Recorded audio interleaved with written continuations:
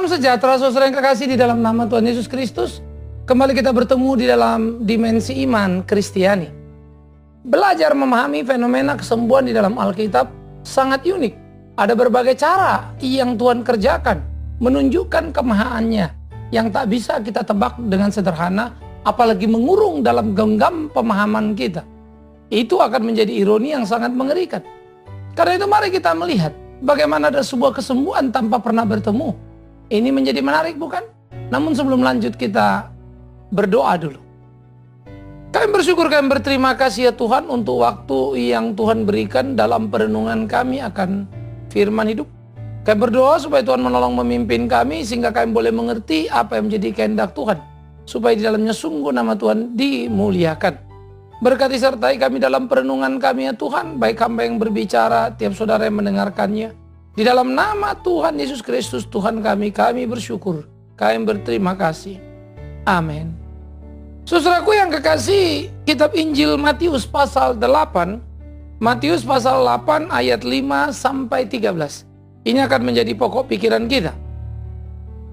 Ketika Yesus masuk ke Kapernaum, datanglah seorang perwira mendapatkan dia dan memohon kepadanya, "Tuhan, hambaku terbaring di rumah karena sakit lumpuh dan dia sangat menderita." Yesus berkata kepadanya, "Aku akan datang menyembuhkannya." Tetapi perwira itu menjawab, "Tuhan, aku tidak layak menerima Tuhan di rumahku. Katakan saja sepatah kata, maka hambaku itu akan sembuh. Sebab aku sendiri seorang bawahan dan di bawahku ada pula prajurit. Jika aku berkata kepada seorang prajurit itu pergi, maka ia pergi.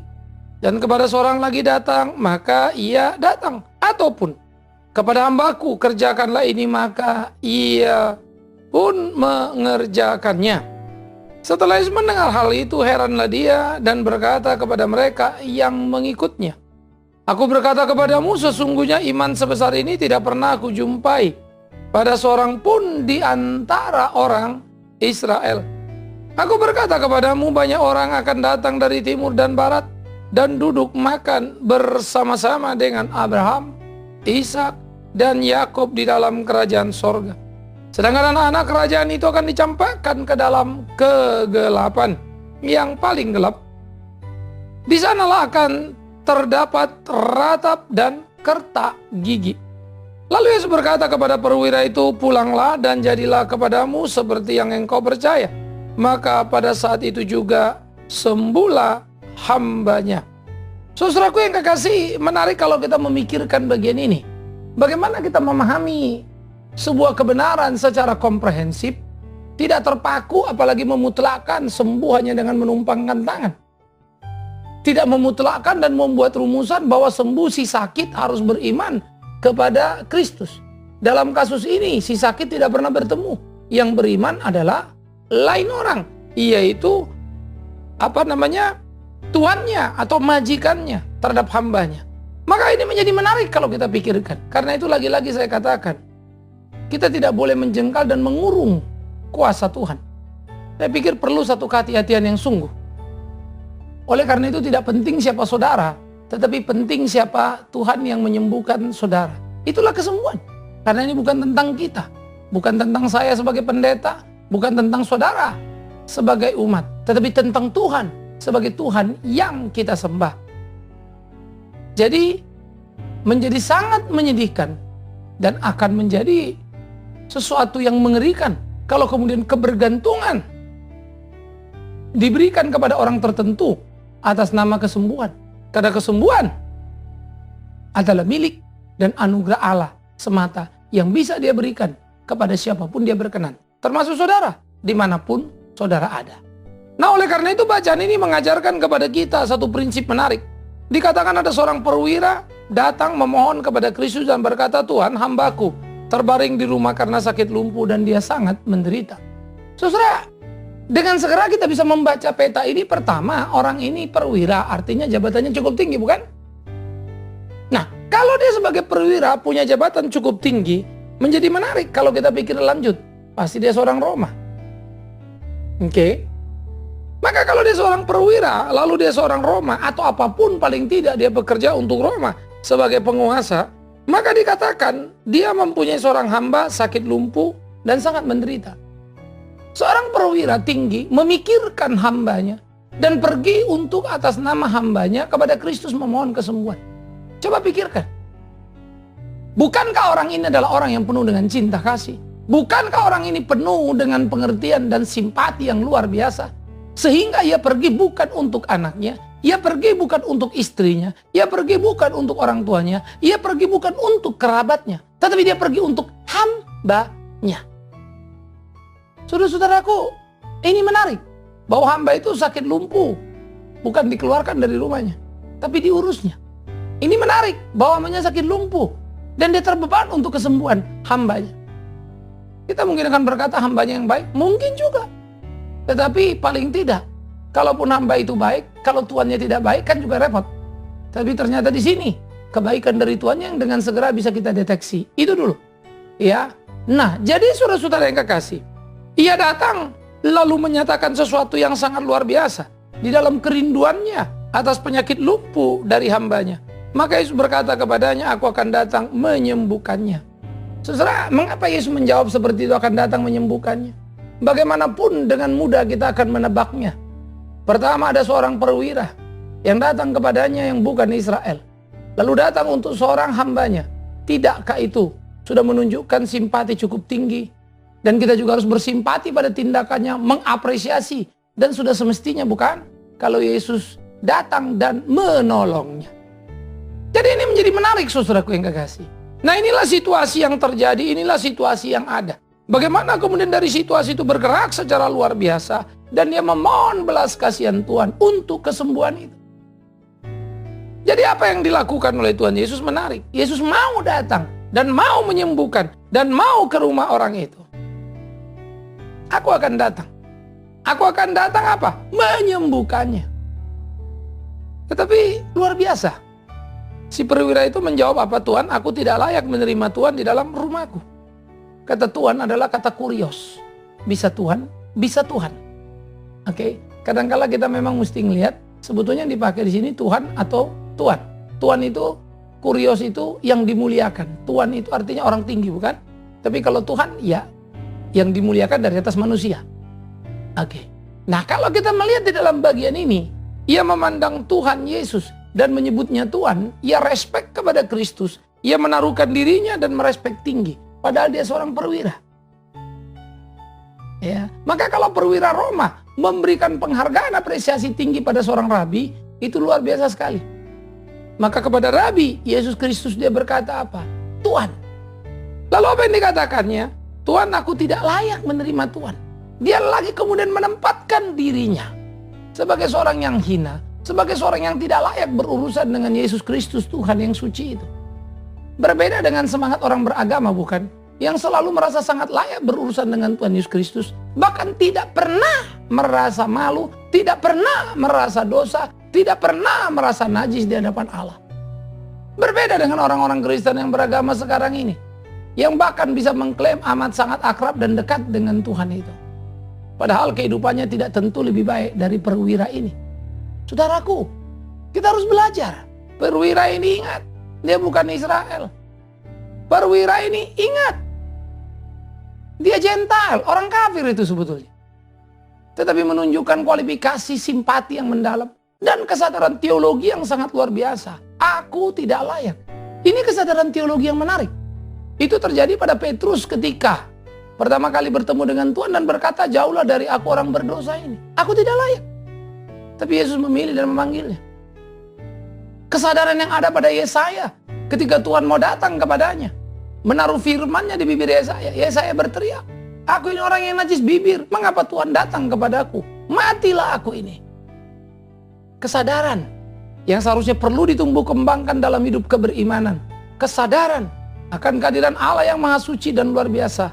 Kesadaran yang membuat kita akan belajar tentang nilai dalam kehidupan. Kesadaran yang harusnya kita tumbuh kembangkan. Saudara-saudaraku yang kekasih di dalam nama Tuhan Yesus Kristus, inilah yang dilakoni, inilah yang dijalani. Nah, oleh karena itu, apa yang terjadi di sini menjadi sesuatu yang sangat luar biasa sekali. Lalu bagaimana kemudian mereka menjalaninya?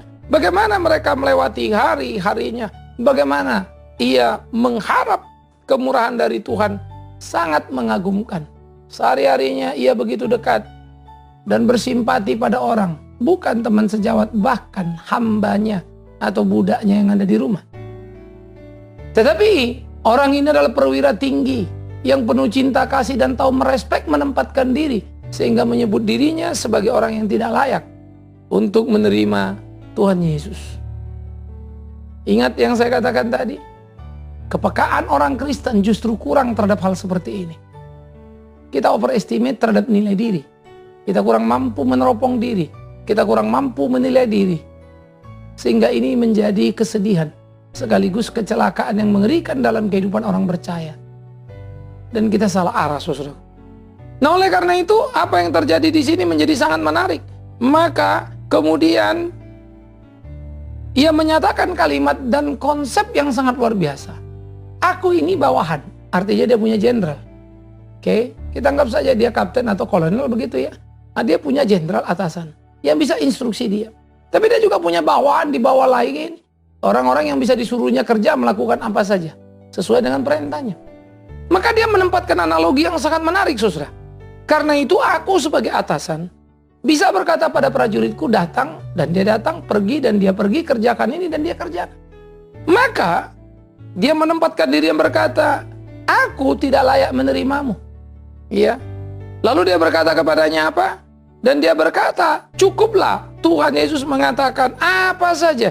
Ya, maka itu pasti sudah menjadi cukup. Katakan saja sepatah kata, maka hambaku akan sembuh. Seperti dia memberi satu kata, hambanya menjalankannya. Hebat ya? Hebatnya di mana? Dia tahu menempatkan dirinya. Dan dia tahu berhadapan dengan siapa. Pertama, dia merasa tidak layak. Kedua, kalau Tuhan mau mengucapkan satu kata saja, maka selesailah. Pengenalan dia akan kemahakuasaan Kristus. Bukan saja sebagai Tuhan, tetapi Tuhan juga sangat tinggi. Dia yakini dengan satu kata-kata, Yesus bisa menyelesaikannya. Tidak perlu datang. Dan di sisi lain, dia menempatkan dirinya di bawah Kristus. Dan meyakini Kristus adalah seperti komandannya yang bisa memberi instruksi kepada dia. Cukup katakan sembuh, maka dia akan sampaikan. Dan sembuhlah hambanya itu. Itu yang diyakininya. Saudara-saudara, keyakinan, lagi-lagi saya harus katakan, yang justru menjadi miskin dalam kekristenan kita. Justru banyak orang mengklaim sebagai wakil Tuhan yang luar biasa. Mengklaim sebagai pemegang kuasa Tuhan. Mengambil kuasa dari Tuhan. Tidak lagi merasa hamba yang cuma menjalankan tugas. Tidak lagi merasa hamba yang cuma menyampaikan apa yang Tuhan sampaikan. Sehingga tidak sedikit orang mengklaim dirinya sebagai orang hebat yang berkarunia tinggi dan seterusnya. Tetapi juga tidak sedikit umat memperlakukan situasi itu. Sehingga tidak jelas di mana sebetulnya posisi Yesus. Disebut, dikatakan maha kuasa, dikatakan hebat. Tetapi sebetulnya yang terjadi, pengkultusan terhadap manusia, itu yang ada. Saya tidak tahu berapa lama lagi kita akan belajar Alkitab dengan baik. Saya pendeta, sudah semestinya umat menghormati, bukan? Karena dalam struktur. Tetapi, hormat itu hanya saya berhak terima kalau saya hidup benar, kan begitu? Lah namanya pendeta kan ada posisi dia dihormati. Tetapi juga ada tuntutan quality, moralitinya kan gitu kan? Yang juga harus dipenuhi dong. Kan jadi fair itu bergereja. Maka itu harus ada pada diri saya sehingga saya tidak bisa menuntut hormat orang hanya karena saya pendeta. Tapi saya juga akan memberikan kepada mereka alasan untuk menghormati saya. Sikap hidup saya, komitmen saya, integritas saya, kan begitu. Itulah yang menjadi perlu saudara-saudaraku. Bagaimana aku harus memainkan peranku dalam hidupku, menyenangkan Tuhanku. Tapi aku hanya hambanya. Lagi-lagi, aku hanya hambanya. Kalau dia menyebutku sahabat, betapa bersyukurnya aku. Aku sahabatnya dalam pengertian relasi. Aku hambanya dalam pengertian instruksi. Tidak bisa dilepaskan itu. Ada banyak orang selalu mau jadi sahabat Tuhan dan bukan hambanya Tuhan. Kadang saya juga bingung. Paulus Rasul saja pun menyebut hambanya Kristus. Bagaimana orang-orang sekarang berani mengatakan tidak? Cuma satu jawabannya. Karena tidak baca Alkitab. Tapi kalau baca Alkitab terlalu jelas bagi kita. Sahabat dalam relasi, ya itulah kedekatan Kristus dengan kita. Diangkatnya kita. Tapi dalam instruksi perintahnya, kita ini hanya hamba yang harus menjalankan tugas-tugas yang diperintahkan. Saudara-saudara, maka dia berkata menjadi sesuatu yang menarik bagi Kristus. Apa yang dilakukan oleh perwira ini? Lalu dia mengatakan apa? Mendengar itu heranlah dia dan berkata kepada mereka yang mengikutinya, "Aku berkata kepadamu, sesungguhnya iman sebesar ini tidak pernah aku jumpai pada seorang pun di antara orang Israel." Wow, luar biasa sekali. Aku tidak pernah menemukan iman sebesar ini di antara orang Israel. Lah dia emang Israel? Bukan. Loh, kok jadi ada orang tidak Israel lebih beriman dari orang Israel? Maka akan kukatakan kepadamu, saudaraku, ada orang di luar sana yang bukan Kristen yang lebih beriman dari orang Kristen tentang kebenaran itu. Mereka mendengar apa ajaran ini sudah mereka mengerti. Mereka tidak pernah masuk ke gereja dan dibaptis karena mereka merasa kecewa misalnya dengan kehidupan orang-orang Kristen. Tetapi mereka menjalankan perintah Kristus. Saya selalu mempunyai respek tinggi pada seorang Mahatma Gandhi yang belajar betul-betul tentang khotbah di bukit. Ahimsa, gerakan tanpa kekerasan, menjadi inspirasi kaya yang dikumandangkannya dari hasil pembelajarannya terhadap khotbah di bukit itu. Satu waktu, ia berjalan di Afrika Selatan, mau masuk ke sebuah gereja. Dia seorang scholars, seorang sarjana hukum, seorang lawyers. Kemudian dia mau masuk, apa yang dilihatnya? Ada tulisan, gereja ini khusus orang kulit putih. Dia sangat kecewa. Dia mungkin bisa masuk karena dia kulit berwarna, paling tidak bukan hitam. Tetapi pasti dia akan jadi second class. Yang dia tidak baca itu khotbah di bukit ada seperti itu.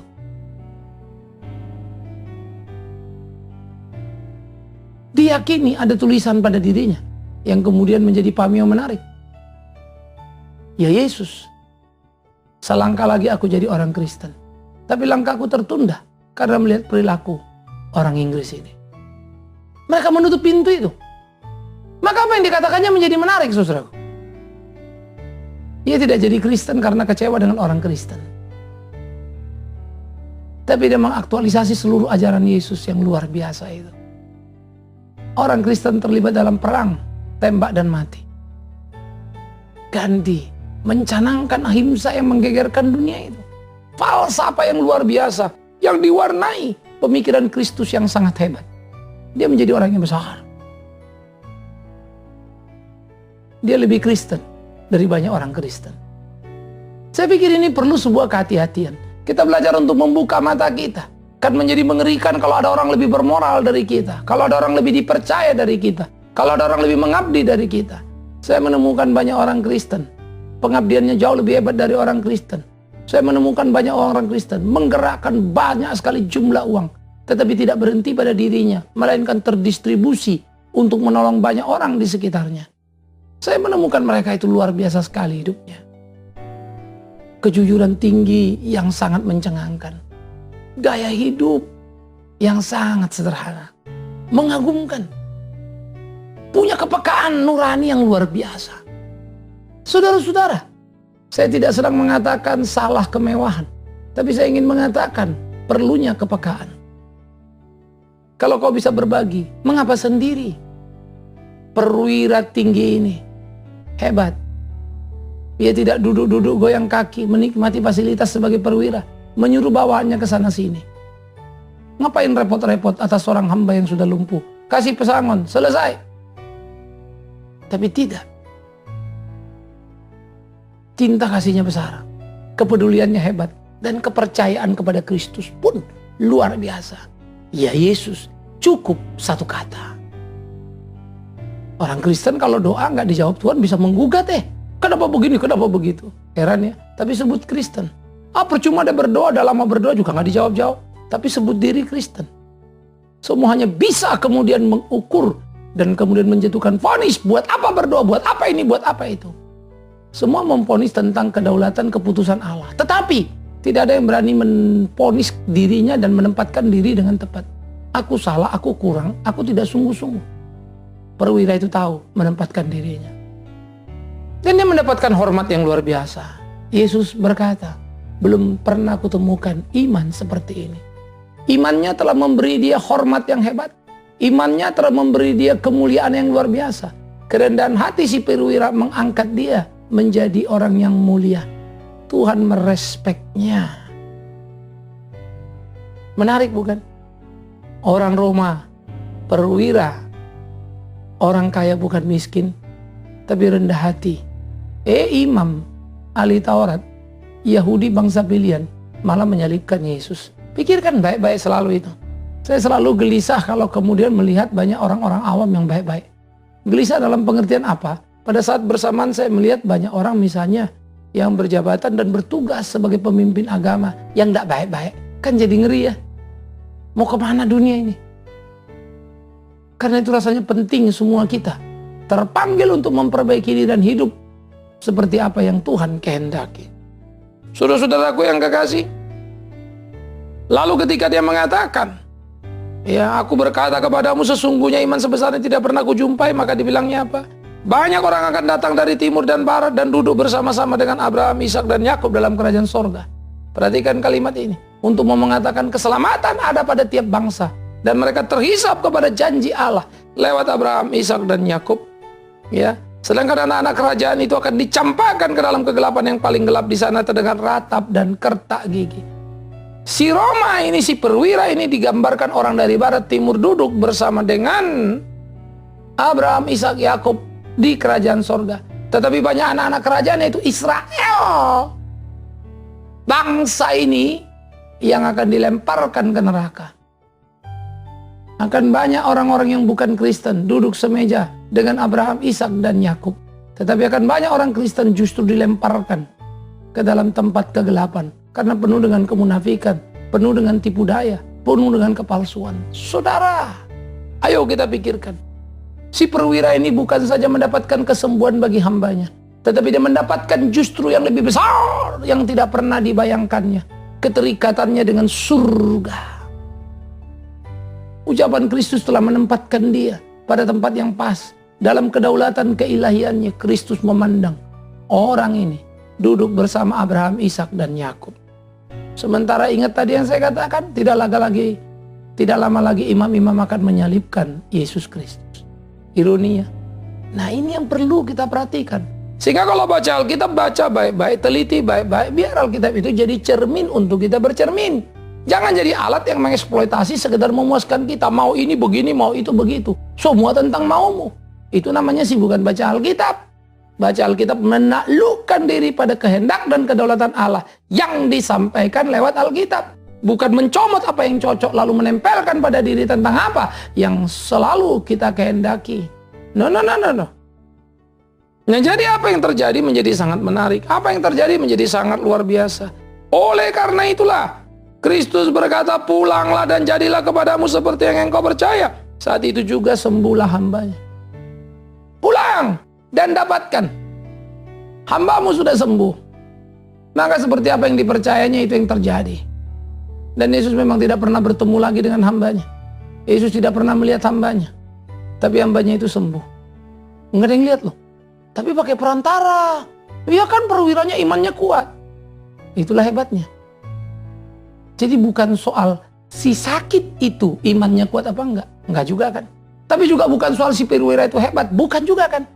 Apa yang membuat Yesus tertarik pada dia? Karena dia percaya. Yesus bisa melakukan apa? Dengan menempatkan dirinya sebagai seorang hamba terhadap Kristus. Tuanku, suruh saja aku pasti itu selesai. Asal engkau yang mengatakannya. Itu yang penting. Penempatan diri itu. Maka iman yang benar adalah iman yang akan menempatkan diri ke bawah kehendak Allah.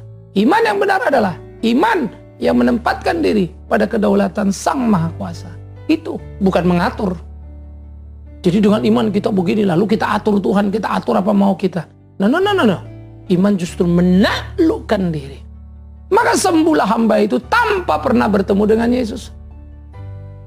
Sembuhlah hamba itu tanpa pernah mendengar suara Yesus. Sembuhlah hambanya itu.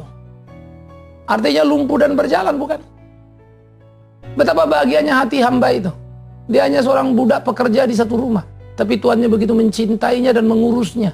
Sehingga sakit yang sangat menderita yang membuat dia tidak mampu bergerak, kini sudah terpinggirkan. Dia pulih dan menjalankan tugas. Artinya lagi dia mendapatkan masa depannya karena kesembuhannya. Siapa yang menyembuhkannya? Yesus. Siapa yang peduli pada dia? Yesus. Bagaimana dengan Tuannya? Tuannya sudah menunjukkan kualitas orang Kristen. Care. responsibility-nya ada, tanggung jawab. Wujudnya ada, dikerjakan. Si perwira itu bukan pecundang. Si perwira itu orang yang hebat. Saudara-saudara yang kekasih di dalam nama Tuhan Yesus Kristus, camkanlah itu, renungkanlah itu, pikirkanlah itu. Bagaimana kita harus melakoni dan menjalani hari-hari kita, kemudian mengerjakannya seturut dengan kehendak Tuhan kita. Betapa indahnya hidup di dalam Tuhan. Tapi ingat tadi kualitas, jangan sampai terlupakan. Betapa indahnya hidup di dalam Tuhan. Tapi ingat, jangan sampai engkau ketinggalan dalam keberimanan yang utuh, yaitu rendah hatimu dan kebergantungan yang penuh. Tuhan, cukup kau katakan sesuatu padaku. Kalau ku sampaikan, itu akan jadi. Itulah percaya kita seharusnya. Karena itu saya akan berdoa dan terus menaruh diri secara tepat. Sehingga berdoa kepada Tuhan menaruh kalimatnya di mulutku. Supaya semua orang yang mendengar mendapatkan berkat itu. Karena aku tahu, jikalau dia mau dan ku sampaikan apa yang dia katakan, itu jadi berkat. Tapi kalau ku katakan apa yang ingin ku katakan, apalagi memelintir dan meminjam namanya, menjual beli namanya, maka apa yang ku katakan akan hanya menjadi kekecewaan. Hari ini orang terima, besok tinggal tunggu waktu menjadi kekecewaan. Hari ini orang terima, besok tinggal tunggu waktu. Orang baru sadar, semuanya tidak benar. Ironi. Semoga itu tidak tercatat dalam perjalanan hidup kita.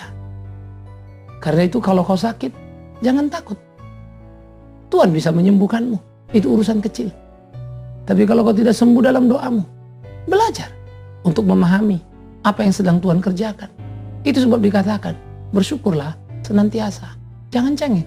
Tuhan tahu kapan harus menyembuhkan seseorang. Tuhan tahu waktu yang tepat. Jangan ajari dia.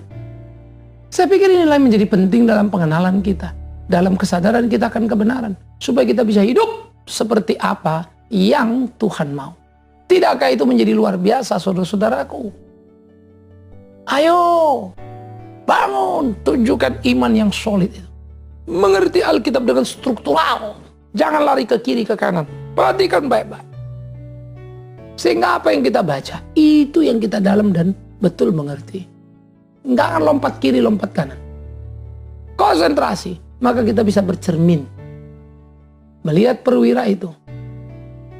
Yang bukan Kristen itu. Terasa kekristenan kita tertampar ya. Tergoncangkan. Ih, aku aja nggak begitu. Biarlah ini mengingatkan kita. Menyadarkan kita. Supaya kita boleh berjalan di dalam terang Tuhan. Sembuh tanpa bertemu adalah sebuah keniscayaan. Karena Tuhan mampu melakukan apapun yang Dia mau. Akankah ditemukannya iman seperti perwira itu? Pertanyaan menarik untuk saudara dan saya. Amin. Kita berdoa, saudara. Kami bersyukur, kami berterima kasih untuk firman hidup. Kami berdoa supaya Tuhan terus menolong kami, menopang kami. Supaya dalam sepanjang jalan kehidupan kami, nama Tuhan dipermuliakan. Di keberimanan kami, buat kami tahu diri dan menempatkan diri. Sehingga betul-betul menjalaninya di dalam terang firman yang sejati. Terima kasih Bapa. Dalam nama Tuhan Yesus Kristus kami berdoa. Amin. Saudara-saudara, kesembuhan bukan kemustahilan. Tuhan bisa kerjakan. Namun, tidak sembuh juga bukan malapetaka. Karena Tuhan punya sejuta rancangan yang tak tertebak oleh akal budi kita. Selamat terbangun iman seperti perwira Romawi itu. Iman yang sejati. Sampai ketemu. Shalom.